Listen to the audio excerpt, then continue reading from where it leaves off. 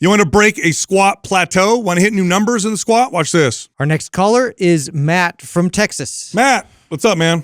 How can we help you? Hey, what's going on? How you doing? Hey, what's up? Good. Thanks for asking. First of all, I just want to say that I appreciate everything that you guys do, the wealth of information you guys provide. I recommend your podcast to everyone who even has like a slight interest in fitness, saying that y'all taught me so much in just the single year that I've been listening. Thank you. Man. I appreciate that. Sweet. Yeah, of course. So I'll just launch into things, a little background on me, and I'll get to my question. I am 41 years old. I'm 5'11", 185-ish, and I float somewhere between 15 and 18% body fat. I've been lifting since I was in college at 18. It started as a weight loss journey. As I left for college at about 325 pounds, and I started to lose weight immediately without all the food from my childhood home in my dorm pantry. I got into the gym with some friends who encouraged me to go with them after a holiday break, and I've been addicted to lifting ever since. So over those 23 years, I've run a handful of programs. I don't need to go through all of them, but I've done cardio in conjunction with all of those, usually 15 to 30 minutes at either the start or the end of my workouts.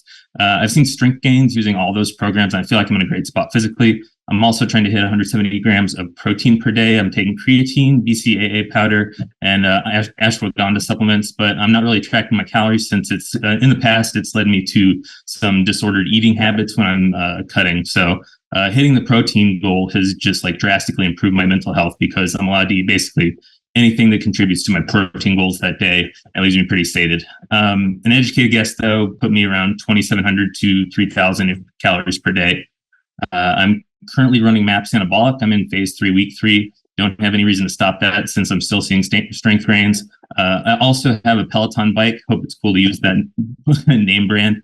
That's my last form of competitive sports I allow myself to do. I tend to do 30 minutes per day on that with some longer 60-minute sessions on the weekend in conjunction with trigger sessions. I know it sounds like overtraining, but I have significantly cut back the amount of cardio and lifting that I do from 5 days per week just to two to three times per day or per week. I'm sorry, with trigger sessions, and my daily cardio went from 60 minutes to about 30 minutes a day. Okay, so that's a pretty clear picture of what you're dealing with. My question is that I've been lifting so long and I've dedicated the past 2 years to really adding muscle to my legs. I've been squatting heavy for me, hip thrusting, and have done bodyweight leg circuits that include various forms of squats and lunges. I also like to take spin classes that are specifically built around strength, such as climb rides or hit and hills rides that are mimicking going up a hill for a long duration or just sprinting up hills for bursts.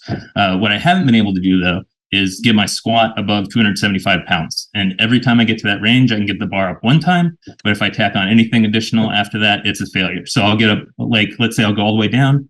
I'll get up about a third of the way and I have to bail on the lift. From there, I'll take a few days off and get back to training, but I've still never been able to get past that mark after lifting for however many years. So for comparison, I was able to get my deadlift to 350 pounds, bench to 255, overhead press to 185, and I don't max bench or overhead press anymore due to labral tears, but those numbers were always good enough for me. Right. So anyway, my guess is that this is just a mental block, not a physical one. However, I would like to hear your suggestions on ways to bust through a plateau on a specific lift, and I am trying to incorporate some novel stimulus and dial back my cardio as a starting point. I have a theory.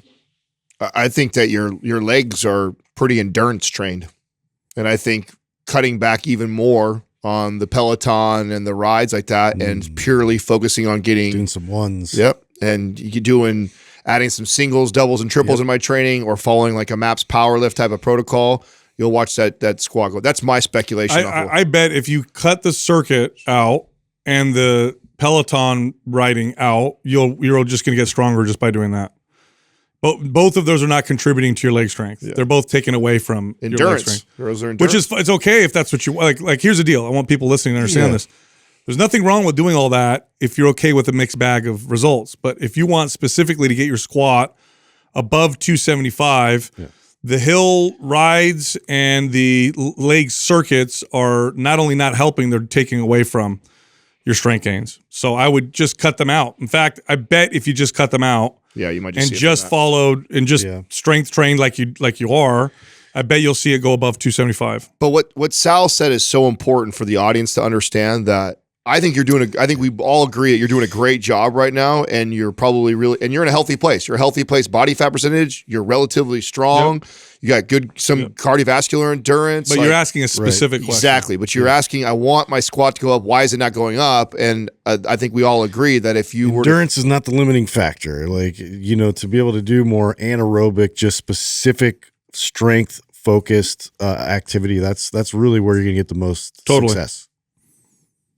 It's as simple as that. All right, I can do that. Yeah. I appreciate all the help. You got it, man. And listen, if you don't have Mass Power Lift, let's send that to you. Because that's a good program for you. And then the other thing is, I do. Okay, we'll send that to you. And then follow up with us in what's your squat right now? What's your one rep max? One rep max? I don't know. Like the last time I maxed was 275. I'm repping 4 to 6 times 225, so it's probably in that range still. I wouldn't be surprised if in 30 days you broke 275. So I would love for you to email us back in 30 days. Let us know what happens. Yeah. Yeah, for sure. Especially if you follow Powerlift. Totally. So. Yeah. I'll do it. All right, Matt. Thanks for calling in, man. Crush it. Hey, thanks, y'all. Take care. You got it. Yeah. So in Heave and Row, and this is good because I'll read. Maybe Doug, you could scroll down a little bit because I want to read what he wrote. That was a lot of information for a very simple answer. Yeah, but he was very. Yeah, but you know what though? Because he gave us all that information, that's why it was to me. I felt like I knew right away. I was just like, oh, he's doing a bunch of endurance stuff for his legs. So like he wrote here, and so I want to be clear. Detailed. It says, this is what it says in the question. I also like to take spin classes that specifically are built around strength, such as climb rides or hill rides that mimic going up a hill for a long duration. It is not strength. Yeah, if you're doing long durations, no, we've crossed over. No, strength training with a bike would literally be a 15-second high resistance 5 to 15 seconds sprint. Max. Yeah. And even then, if you're doing it in conjunction with a already great strength training program, then you'd have to rest. That's right. Substantially between. That's right. So, and to make it clear to the audience again, it's just we're not telling this guy that he should just stop doing cardio because it's not good for you, because I know that's what people think out of this. It's like you ask a specific question. I want to get my squat up.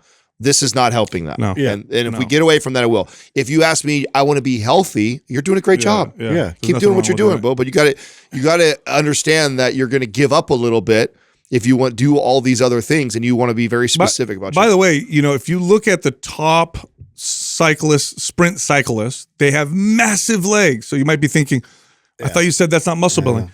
If you first off, there's a self-selection bias. These are genetically gifted monsters whose legs will build almost with nothing. That's what makes them good at it. And if you took them off of the sprint cycling and all they did was and squat, just had them lift, oh my God, their massive legs would look even more massive. Totally. Yeah.